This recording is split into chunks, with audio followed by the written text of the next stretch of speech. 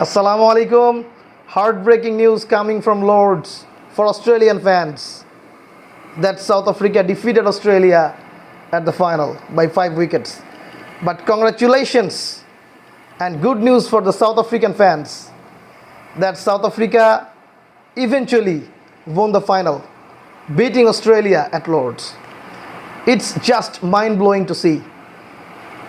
15টা knockout match, 2টা quarter final, 12টা semifinal এবং একটা ফাইনাল হারার পরে ইভেনচুয়ালি সাউথ আফ্রিকা একটা ফাইনাল জিতলো এবং তারা ট্রফি নিল।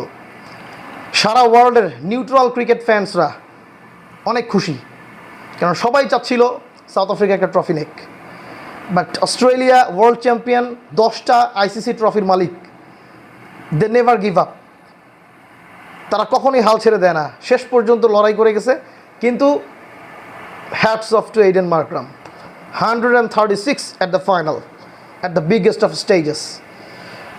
ওয়ার্ল্ড টেস্ট চ্যাম্পিয়নশিপ ফাইনালে লর্ডসে 4th ইনিংসে ওপেনিং করে শেষ পর্যন্ত 136 রান করে জাস্ট ম্যাচ জেতার 5-6 মিনিট আগে মার্করাম আউট হয়।